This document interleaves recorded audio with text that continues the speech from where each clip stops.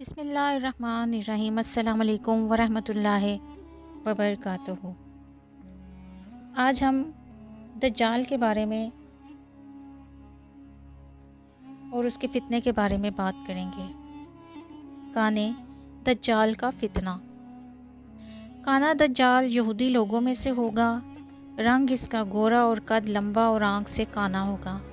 پہلے وہ نبوت کا دعویٰ کرے گا کہ میں عیسیٰ مسیح ہوں۔ اس کے ماتھے پر کانا دجال لکھا ہوگا۔ اس زمانے کا ہر ایک آدمی اس لکھے ہوئے کو پڑھ لے گا۔ مسلمان اس کو پہچان لے گا۔ یہ کانا دجال اور کافر لوگ اس کے ساتھ ہو جائیں گے۔ پھر وہ خدائی کا دعویٰ کرے گا اور عجیب عجیب کرتب لوگوں کو دکھائے گا۔ دوزخ اور جنت بنا کر اپنے ساتھ رکھے گا۔ آسمان سے پانی برسائے گا۔ بے موسم درختوں سے پھل پیدا کرے گا۔ جو گائے بکری وغیرہ دودھ نہ دیتی ہوگی اس کے حکم سے دودھ دینے لگے گی۔ زمین کے خزانے اس کے ساتھ ہوں گے۔ مردوں کو زندہ کر کے دکھلائے گا۔ بس ایسی باتیں دیکھ کر لوگ اس کو خدا سمجھیں گے۔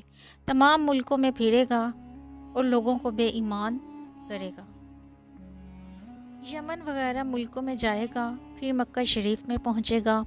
وہاں فرشتوں کا پہرا دیکھ کر بے حواس ہو کر بھاگ نکلے گا اور مدینہ شریف تک جائے گا۔ اس وقت مدینہ شریف کے 7 دروازے ہوں گے۔ ہر دروازے پر 2 فرشتے ننگی تلوار لیے کھڑے ہوں گے۔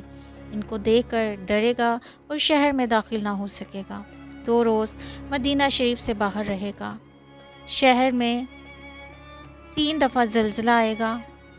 مرتد اور منافق اور بے ایمان لوگ خوف کے سبب شہر سے نکل کر اس کے پاس آ جائیں گے اور شہر بے ایمان لوگوں کے نکلنے سے پاک ہو جائے گا۔ وہ وقت مسلمانوں پر بڑی مصیبت کا وقت ہوگا۔